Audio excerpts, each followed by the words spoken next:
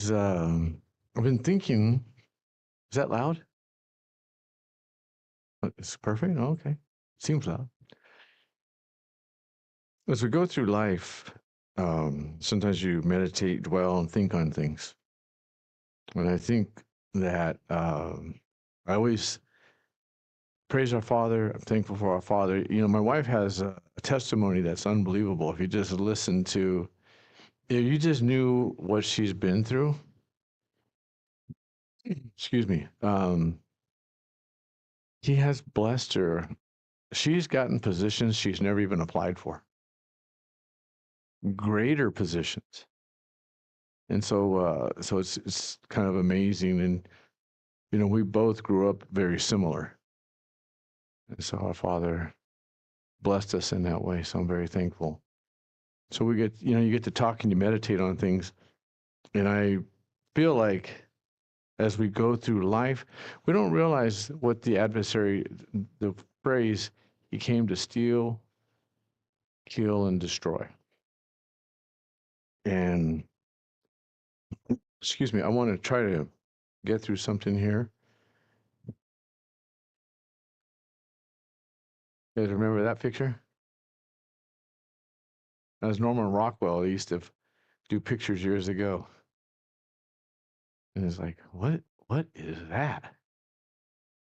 You know, it's a lady, she's trying to buy a turkey, and the butcher's got his finger. They're both looking at it, and he's pushing down on it, and she's pushing up on it. Right? So it's like, what is that? And so we kind of, if you were to think about life, and I don't want to set anything aside spiritual. Okay? I don't want to set anything spiritual, but let's take what is our most valuable asset as a human being? What would you think it was? Would you think that time is our most valuable asset? I'm not talking spiritual. I'm just talking about just in general. Time. We each have 24 hours a day, 7 days a week, 168 hours in a week, right? We each have time. We all have time, but what do we do with our time? Right? If the adversary comes to steal, kill, and destroy, but we don't know, like, how do we get by in this world? We get by in this world because we have to take our time and we trade it. We trade it out when we go to work, right? If you go to a job, if you have a business, you're exchanging your time for a salary, for an income. And so that's why you want to say, well, I want a really good job because my time is valuable. My time is important. Some people go to school to get an education so that they can ask for a better salary from the beginning, right? But what if even in your salary, the adversary was stealing from you and you never knew it? And it says, oops, let's see here. Excuse me. Well, I got to keep clearing my throat here, but it says, whoops, let me go back. In Leviticus 19, verse 35, Father says, you shall do no injustice in judgment, in measurement of length, weight, or volume. You shall have honest scales, honest weights, an honest ephah, an honest hin. I am Jehovah your Elohim who brought you out of the land of Egypt. You shall have honest weights and scales and measurements, right? Deuteronomy 25, verse 13, you shall not have in your bag different weights, a heavy and a light. You shall not have in your house differing measures, a large and small. You shall have perfect and just weight, perfect and just measure. In your days you shall be lengthened in the land which the Lord your God is giving you. For all who do such things, all who behave unrighteously, are an abomination to our God. So he says, you shall have honest weights and measures.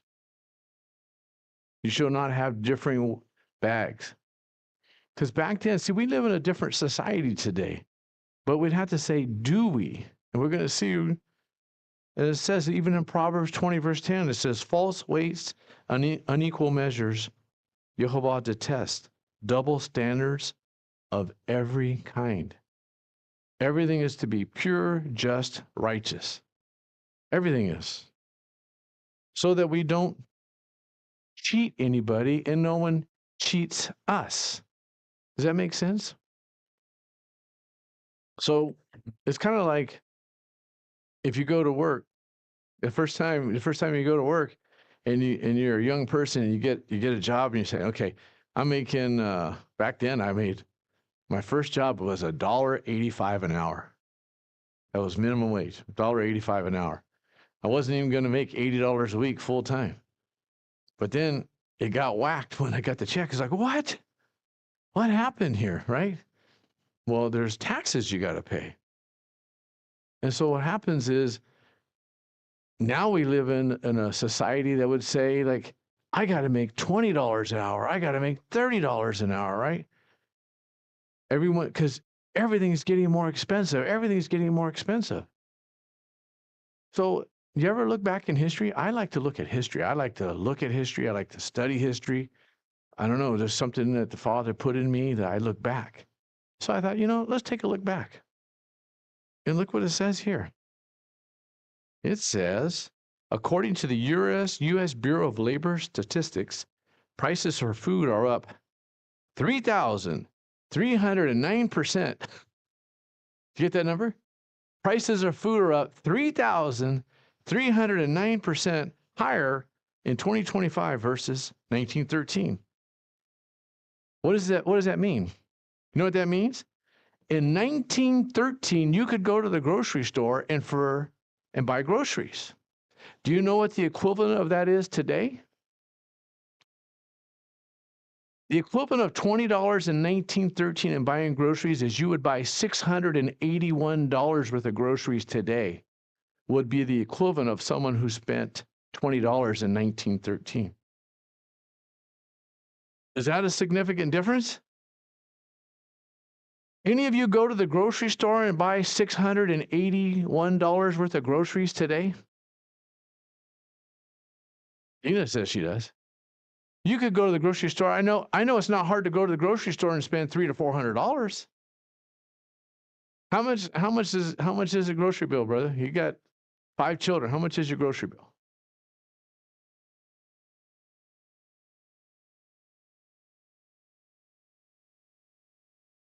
So you have to say, wow, in 1913, I could go to the grocery store and spend $20 to fill up my home, just like if I went to the grocery store today and spent $681.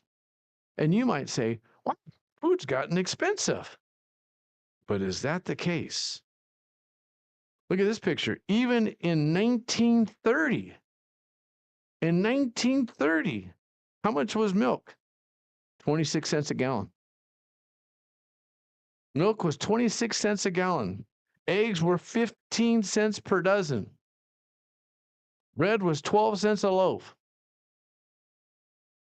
$20 if you went shopping in 1930. Remember 1913? I'm moving up to 1930 now. You still would pay $419 worth of groceries to be the equivalent. How much is milk today? It's not 26 cents a gallon. How much is eggs?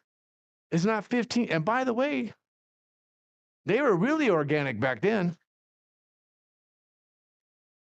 Right? You know what I mean? Here's a price chart. 1913, bread was 5 cents a loaf. Look at butter. That's a pound. It was 40 cents a pound for butter back then. Now it's like $3.50. A sirloin steak was 23 cents a pound. Sirloin steak was 23 cents a pound. Almost $6 a pound now, right? Some cases it gets up to $10. Sirloin, right? So cheese, 22 cents. It goes to $5.83 now. And you think, wow, that's incredible. Things were like a really low price back then. Everything's more expensive today, right? How about houses? How about homes? Homes. Back in the 1900s, they weren't even close to $10,000 for a home. And you notice right there, right about right here, it starts making a climb. And there's a reason for all this. There's a reason for all this. And in 1913, a home was $4,800. $4,800 for a home.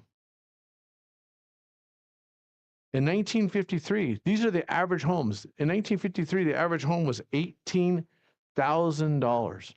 My dad bought a home in 1971, a little two-bedroom home, and we remodeled it. We added rooms and stuff. My dad paid $13,000 for the house. The house payment was $139 a month, and my dad said he was worried how he was going to make the house payment. I spend more to fill up my truck today than my dad's house payment. How's your PG&E bill look? Does it have a comma in it sometimes? We were warned of this. We were warned of this a long time ago. Thomas Jefferson, President of the United States, he said, if the American people ever allow private banks to control the issue of their currency, first by inflation, then by deflation, the banks will deprive the people of all property until the children wake up homeless on the continent their fathers conquered. The issuing power should be taken from the banks and restored to the people to whom it properly belongs. This was a president of the United States that said this. I did a little, I want to say, test this week, example. So here's a question. What if you had something that you felt it was worth $100? And I said, I'm going to give you $50 for it. I'll offer you $50. Well, you would say that's 50 cents on the dollar, right? Would you say that's right? What if I said I'm going to give you $30 for it? That would be 30 cents on the dollar. What if I said I'd give you 10 cents or $10 for it? Something that's worth 100. What if I give you $10 for it? You'd say that's 10 cents on the dollar. And you wouldn't want that because you said, oh, it's worth $100, right? What if you could find something that was $2.50 in value, but it was worth 100? Would you want that? Would you want that? Brought this. Most of you know I'm passing it around. I went to the coin gallery yesterday. And I took $100 with me.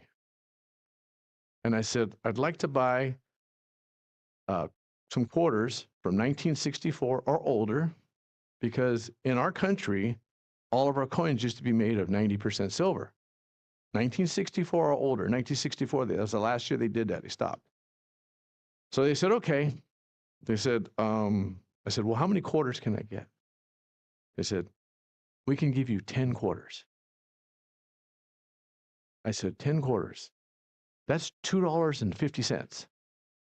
It's going to cost me $100 to buy $2.50. When I was a kid, if I had 10 quarters in my pocket, I'd have $2.50. It costs actually $92. So that means every one of these quarters in here is $9.20 each.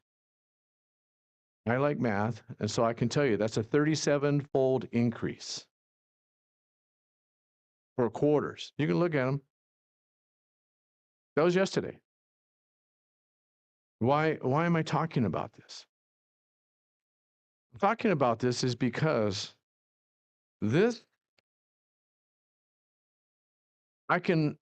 anyone can make this become worth nothing. You can make this become zero in value. You cannot make that become zero in value. You can never make it become zero in value. Why? Because with this, I just got to print it. With that, I got to dig it out of the earth. I got to refine it, right? I got to mint it. And so, why is this important? Things are changing, my brothers and sisters. Things are changing. If I can control your food, can I control you? If I can control where and when you buy your food, I got control of you. If I control your financial resources, I have control of you. What did he say? If the American people ever allow private banks to control the issue of their currency, first by inflation. What is inflation? That means the price of everything goes high. How much was $20 worth in 1913 to buy groceries? Today would be the equivalent of $681, right? He says, then by deflations, the banks will deprive the people of all property until their children wake up homeless on the continent their fathers conquered. Do we see people homeless on the streets? We see people homeless on the streets because of drugs or medication. But there are people on the streets also because they can't afford a place to live. They can't afford it. Prices are getting higher and higher. Why did I pick 1913? Because in 1913, the Federal Reserve, Woodrow Wilson signed the Federal Reserve into act. That's not the way it was supposed to be in our country. Who did he say? Who did Thomas Jefferson said? The banks. Woodrow Wilson sold America like a stock. You ever heard of J.P. Morgan? He says gold is the only money, everything else is credit. Do you know that the dollar bills, the currency we have in our system, they have to double it every 10 years. We were talking the other day at Men's Bible Study. We said if we had one Bible, what would it be worth if there was only one Bible? And my brother Nick goes, "Oh, it'd be priceless." It's priceless, right? He said, "Oh," and we'd say, "Well, what if we found another one?" Well, it wouldn't be worth as much.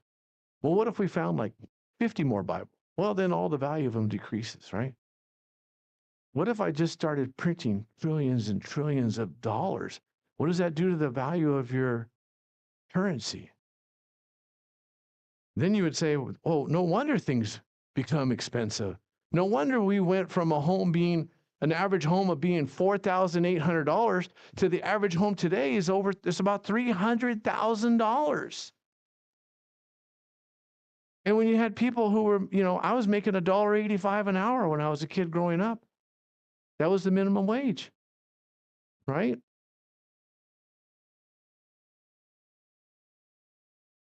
Mayor Amschel Rothschild, he says, "Let me issue and control a nation's money. I care not who writes their laws."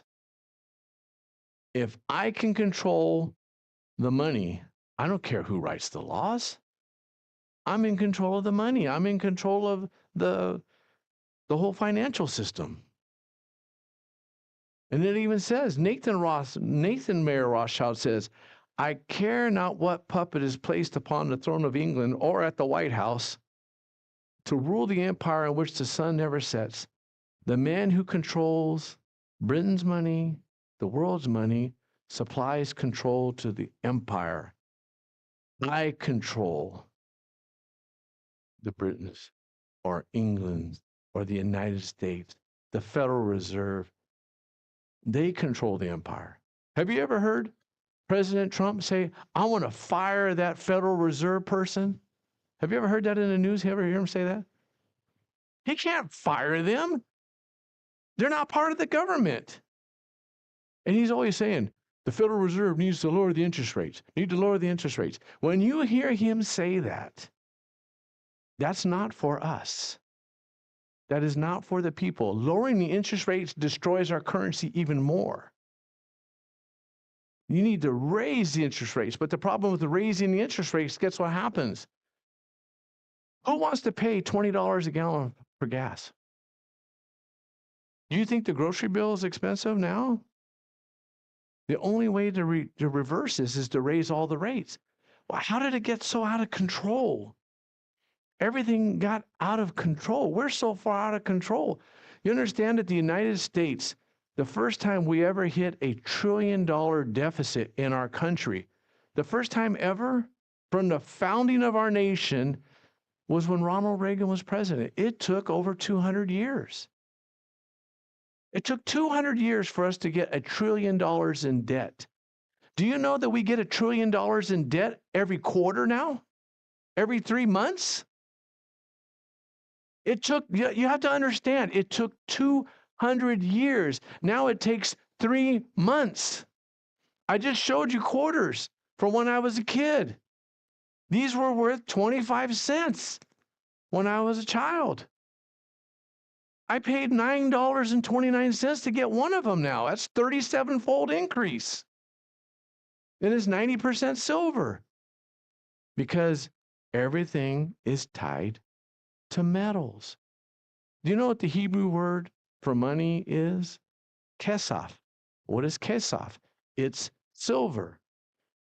We say, if I say to my brother, hey, can you give me some plata? If I say to Nick, give me some plata, what am I saying? Give me some money, but what am I really saying? Give me some silver. We now exchanged all of our money for paper. And you say, well, brother, what is hookup? We would have had to carry all these coins. No, you wouldn't have. You could have went to the store with one coin, a $20 coin, and bought all you needed. They've developed a system where you think you need to carry all this money because everything's more expensive. No, it's because the money has depreciated. And I understand that I'm doing a flip, the whole paradigm shift, but you have to understand that's what's actually happened. You think we've been taught that everything's more expensive. No, it's not more expensive. It's more devalued. Understand, I'm going to give you the example. I paid almost $100 to buy $2.50 when I was a kid. That's a 97.5% depreciation. That means the money depreciated 97.5% from 60 years ago. That's a fact. That is a fact. And there's a reason for this. There's an agenda. Look, in 1973, remember in 1913, the average house, 4,800? By 1973, it got to 35,000. Look at the yearly inflation rates that go up and up and up. In 1990, the average house was 104,000. Here we are, 30 years later, and homes are average price $300,000-$400,000, and that's considered a low price. Your house payment is like $2,600 now, right? How about cars? Approximately in 1980, the average price of a new car in the United States was $7,200. I know that to be true because my dad bought a brand new Chevy Monte Carlo in 1977. He bought a brand new car, fully loaded. He paid $7,700. What's the average price of a new car today? $50,000. $50,000. That's a seven-fold increase. Seven-fold increase. What is a dollar? What was originally the dollar? What was the dollar tied to? The United States is the dollar is the official currency of the United States and several other countries. The Coinage Act of what year? 1792. That was a while ago, right? Introduced the U.S. dollar at par with the Spanish what? Silver dollar. Right? Divided into 100 cents. So they developed a dollar in 1792. We're a young nation. 1776, 1792, it's only been 16 years. And we're trying to develop a currency. We're trying to develop a money system in our nation. And we said, hey, the Spanish silver dollar is a good currency. It's because Spain was a world powerhouse, remember, in those years. So he said, hey, let's get a coin like them. Let's get money like them. And by the way, look what it says. The U.S. dollar was originally determined under the bimetallic. What does bi mean? If you say you're bilingual, you speak what? 2 languages. Bimetallic.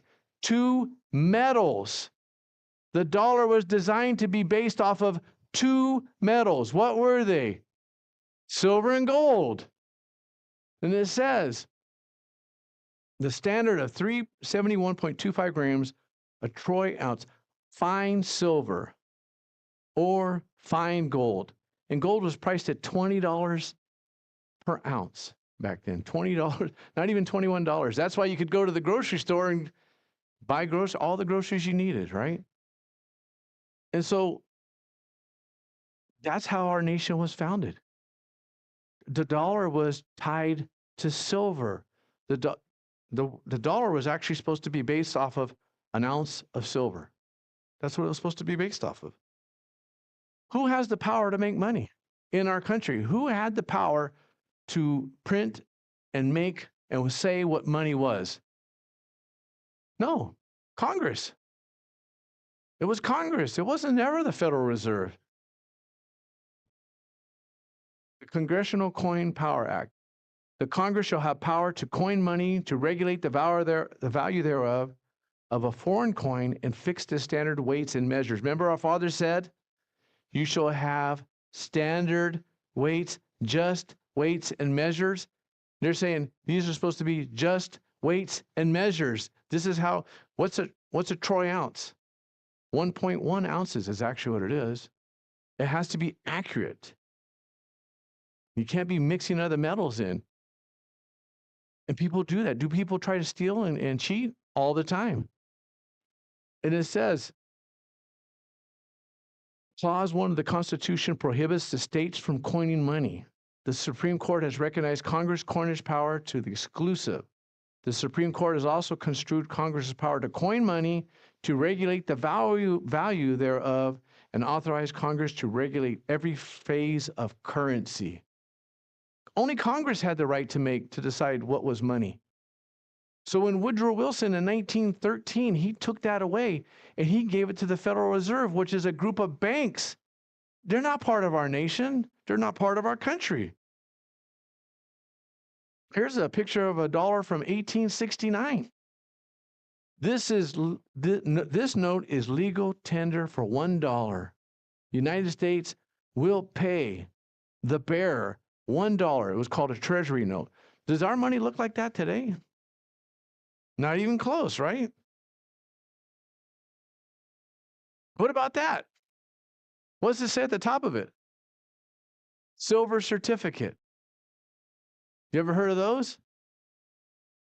Yeah, the silver certificate. See what it says right here at the bottom? $1 in silver payable to the bearer on demand. Our money you could go and exchange at the bank. The bank had gold coins, it had silver coins. You could exchange your paper even. You could walk in with a $20 bill, gold bill, and you could exchange for an ounce of gold. Can't do that today, though, can you? And why am I telling you all this? There's a reason why I'm saying all this. Here's a dollar, today's dollar. What does it say at the top of it? Federal Reserve note. That's not part of our country. That's a group of bankers over in Europe and all over the world, and we have to pay interest to them. You know the interest on the debt. Do you know what the debt is in our country is today?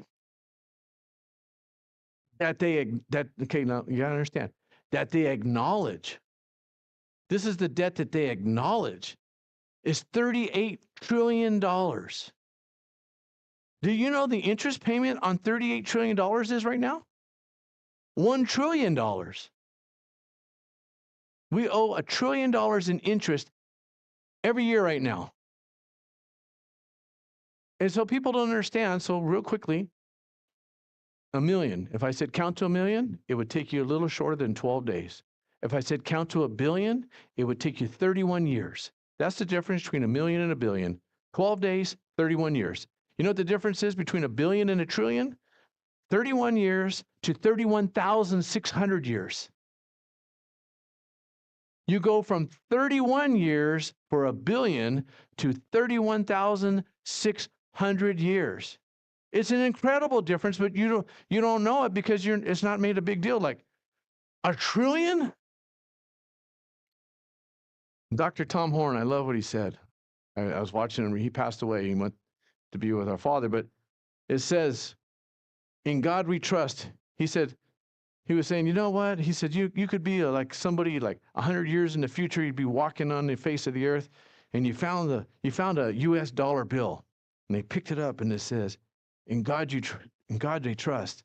And he said, well, what God would it be? Because of the symbols, they're not tied to. It's not the God of the Bible, right?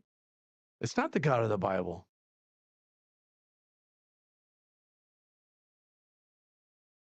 How much? Do you know how much 1 ounce of gold is right now? How much is Ori?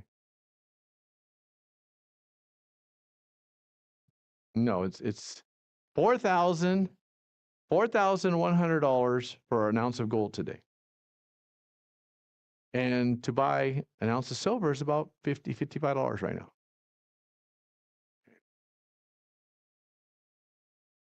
This is how all of this manipulation and deception has transpired. It is through the financial system. If we have bad people and they want bad people to do bad things, do you think they just ask them to do? Could you do me a favor? Or do they pay them? They pay them. How do they pay them? How do they get away with all this? By rigging the real financial system. How do we know that? I took this picture off the U.S. debt clock. Okay. I don't know if you can see it, but right here,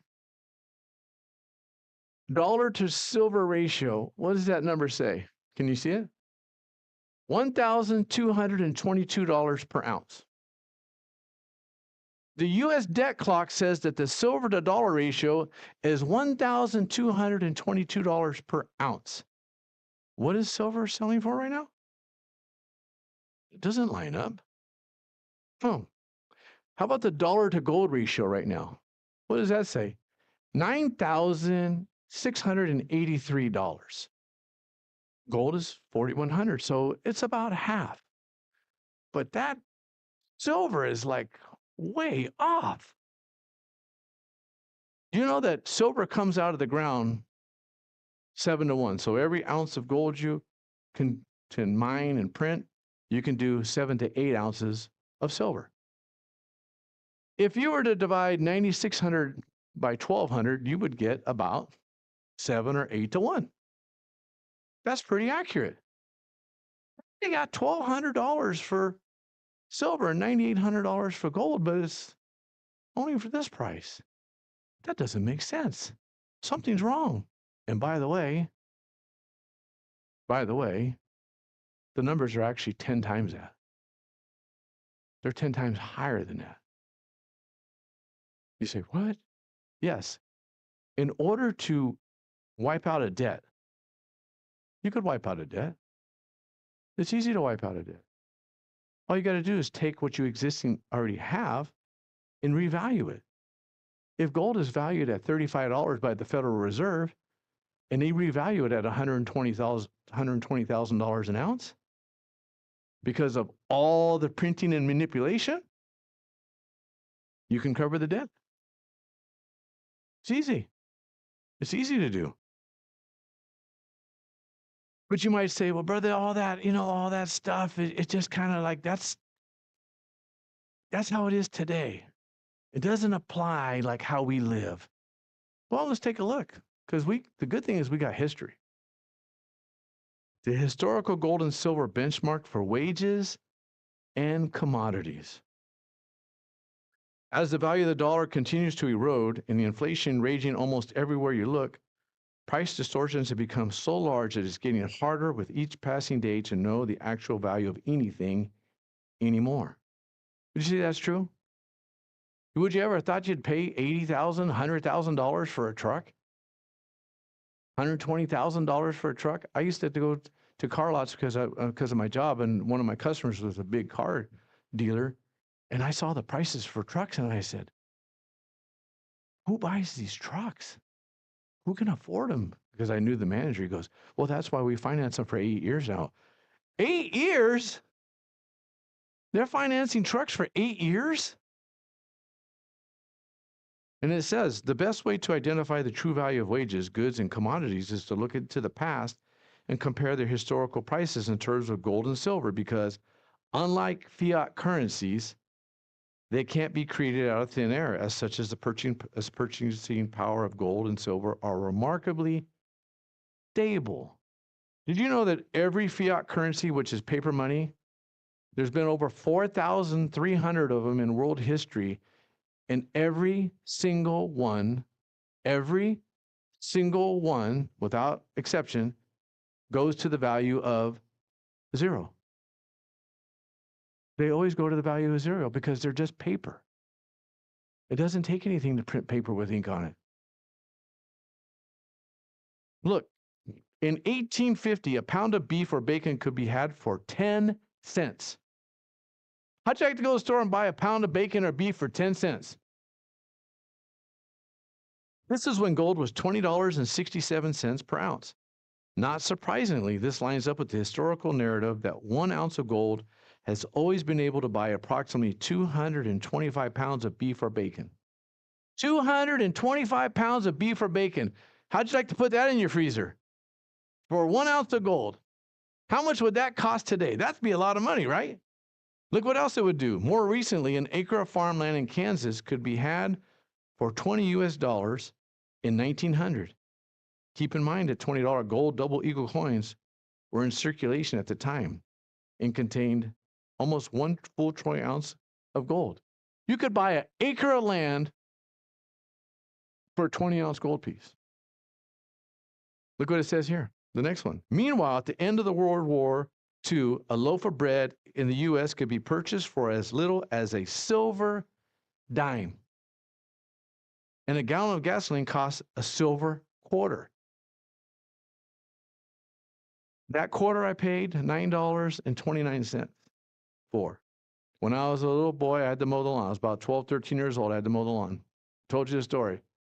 Dad, the gas is out. He'd flick me a quarter. I'd go down to the gas station. I'd give him a quarter. It'd almost fill it up because gas was 39 cents a gallon. It's a quarter. It's worth $9.29. How much is a gallon of gas right now?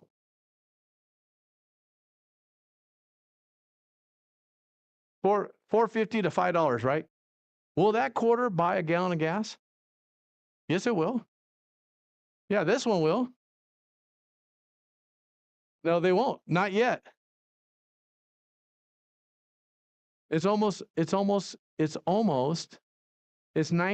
It's worth $9. So it's almost going to buy 2 gallons of gas.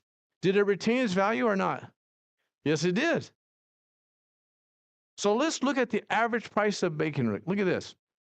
The average price of bacon today is $6.98 as of May of 2025. For beef, the average price is not specified, anywhere from $4 to $10. Okay? That's fine. I don't know why my screen came up like that. So I took the 225 pounds and times it by $10.69. It comes out to $2,400 to buy 225 pounds of beef or bacon. How much is gold? $4,000. Does it still buy the 225 pounds of beef? It buys more. So does it retain its value? Yes, it does, and more. How much is the average price of gallon for gas in the United States? It's $2.99. You know what the value of a dime is right now in silver? It's $3.12. Does it buy a gallon of gas? Yes, it does. World War II, a dime would buy a gallon of gas.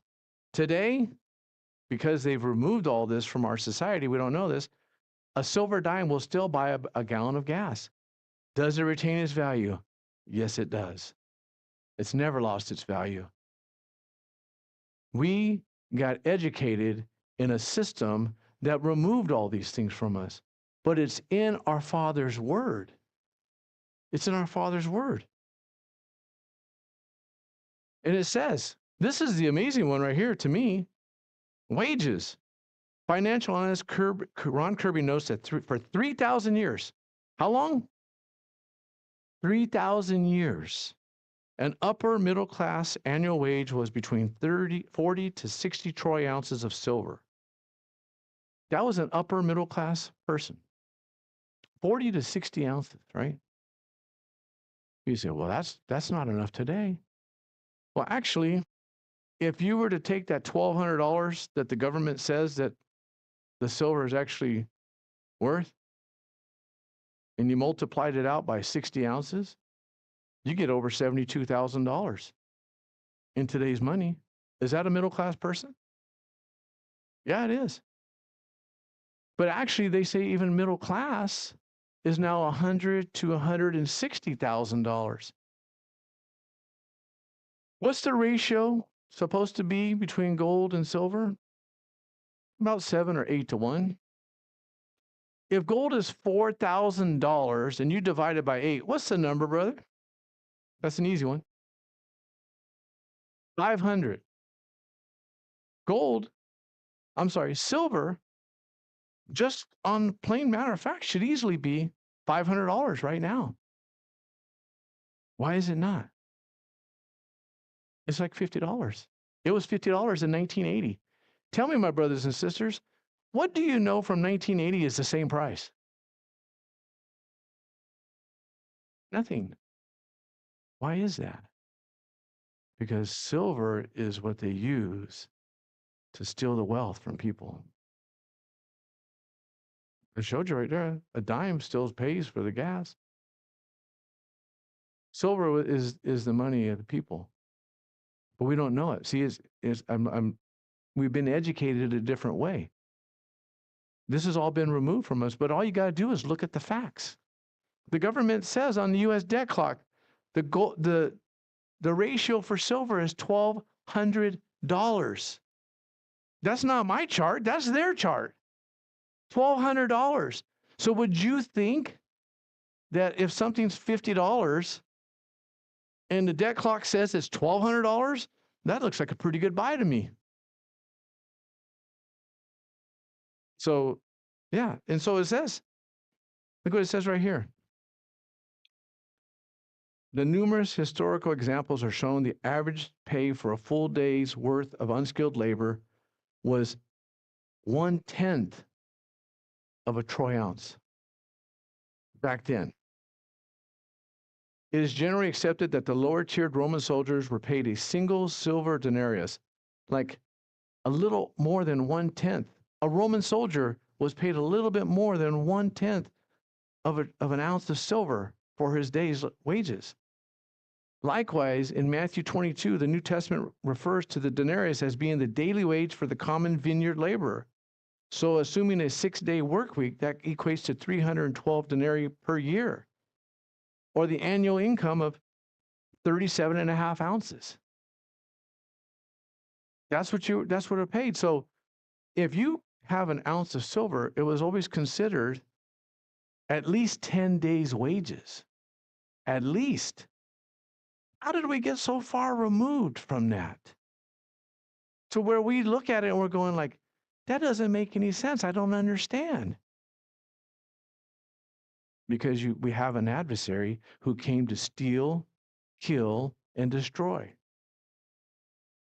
When the son of perdition is worshiping a God in the book of Daniel, a God that's not known to his fathers or anyone else, what does he worship him with? You know? Gold, silver, and precious stones. That's what he worships him with. You can look back on history and you can see that all throughout history for 3,000 years, this was considered wealth.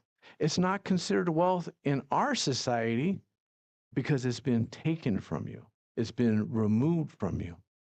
What does our Father say about it? Genesis 2 verses Genesis chapter 2 verse 11 and 12, it says the name, this is when he's talking about the four rivers, and he says the name of the first is Pishon. It is the one which skirts the whole land of Havilah, where there is gold, and the gold of that land is good. Debulin and the onyx stones are there. Our Father's talking about gold in the second book of the Bible. When he made the temple, he made the Ark of the Covenant. What did he overlay it with? Gold. What were the other fine ornaments in the tabernacle? What were they made of? Gold and silver. This has been stolen from us because I can give you paper and I can inflate the paper. I can make it worth zero. And once it's worth zero, what are you going to do? What are you going to do? Because there's nothing left. If you don't have anything to protect yourself. I'm not telling you this because I want you to become wealthy. Our Father is the one who says he's going to take the wealth of the evil and give it to his people. Right? What did they sell Joseph for? 20 pieces of silver. What did they sell Messiah for?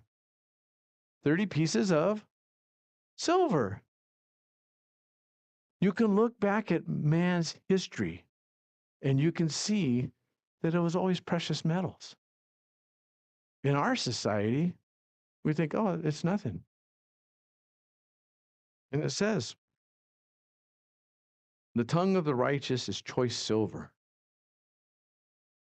but the heart of the wicked is of little value.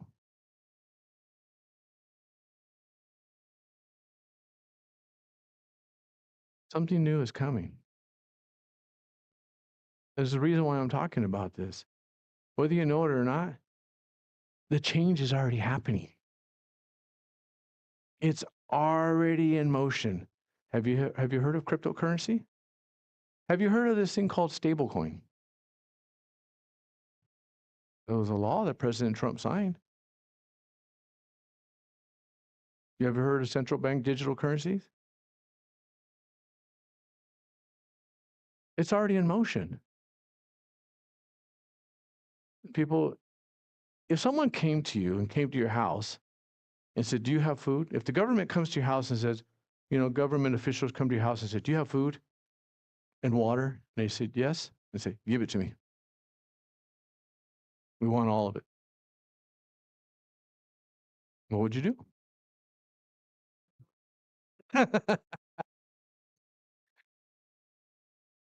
So you would say, I don't think that's a good idea. So I kind of need this, right? Right? You would say, I need this. Well, how are you going to be able to operate in the future if you don't have anything? If everything you own, all the paper you own goes to zero. Anybody ever heard of a stock market crash? Anybody ever heard of the Great Depression? So I'm only bringing this to your attention is because we have forgotten, and we were warned by one of our presidents. We were warned. And you're actually watching it happen right now. The money is becoming worth less, but if you put the words together, it's worthless. So I'm bringing this to your attention because something new is coming. It's already in transition. It's already unfolding. It's already in motion. Have you ever heard of AI? My brother Russell sent me a picture of they're building this AI. They're spending $500 billion to build this plant. All these other nations are building AI all over, right? You go on the internet right now, And the first thing that wants to help you is AI.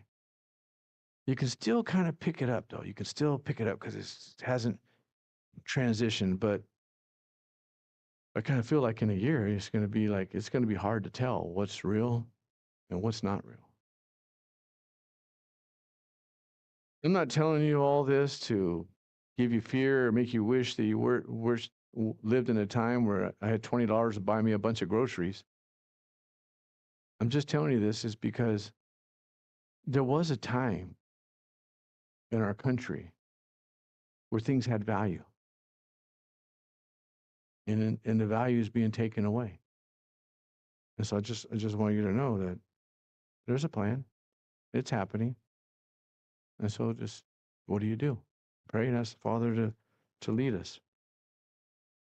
But that's all. Change is coming. It's happening now. So thank you, Father. Let's pray. Father, we thank you for your mercy. We thank you for your provision. Father, you say you own everything. You said the cattle on 1,000 hills is yours. You say the gold and silver are yours. Everything belongs to you. It doesn't belong to us. You just made us stewards. Please help us to be wise stewards, Father, in all that we say and do. It doesn't matter what we have, Father. It only matters if we have you. But we do need wisdom, so we ask for it. In Yeshua's name we pray. Amen.